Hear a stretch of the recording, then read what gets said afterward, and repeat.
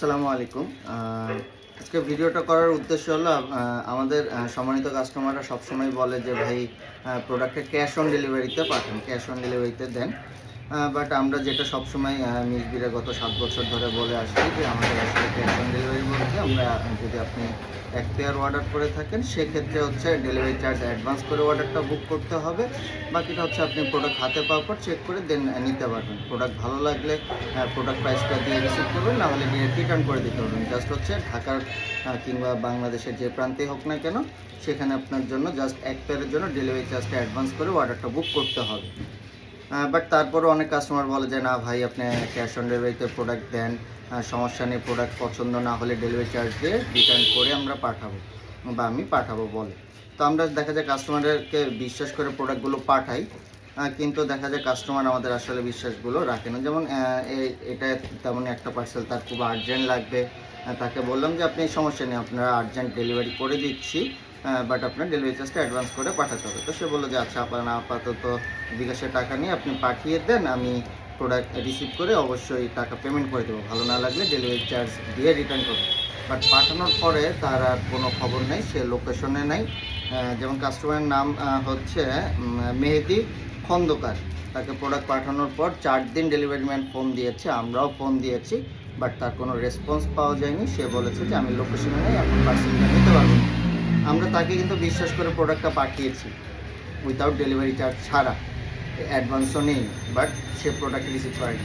কিন্তু আপনারা যেটা বারবার বলে থাকেন ভাই আমরা ডেলিভারি চার্জ অ্যাডভান্স করে ধোকা খাই, বাট আমরা যেটা বলে থাকি যে না মিসবিরে আপনি অর্ডার করে থাকলে কখনো এই প্রবলেমটা ফেস করতে হবে না।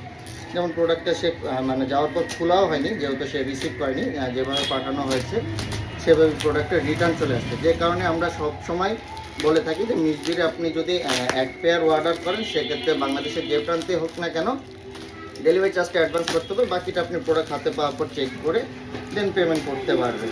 আর একাধিক পেয়ার হলে সেক্ষেত্রে হচ্ছে আপনি 25% অ্যাডভান্স করে অর্ডারটা বুক করতে হয়, কারণ আমরা বরাবরই বলে থাকি যে আমাদের অর্ডার টু মেক হয়ে থাকে, যে এই কারণে আমরা একাধিক পেয়ার হয়ে থাকলে তখন 25% নিই, বাট এক পেয়ার হলে ডেলিভারি চার্জটা নিয়ে আমরা দেন অর্ডারটা কনফার্ম করি, বাকিটা আপনার হচ্ছে হাতে পাওয়ার পর পেমেন্ট করি। আমি একটু প্রোডাক্টটা খুলে দেখাই।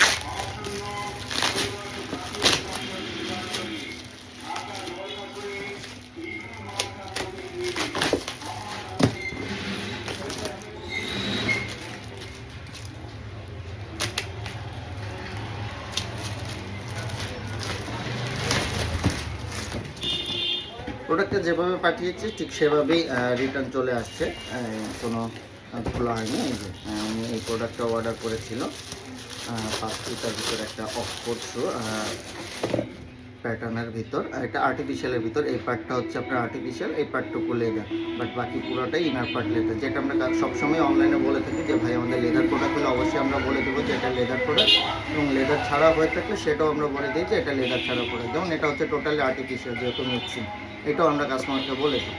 তো ইনশাল্লাহ মিসবিরের সাথে থাকবেন। এক পেয়ার অর্ডারের জন্য ডেলিভারি চার্জটা অ্যাডভান্স করতে হবে, একাধিক পেয়ার হলে 25% অ্যাডভান্স করে অর্ডারটা বুক করতে হবে। আসসালামু আলাইকুম।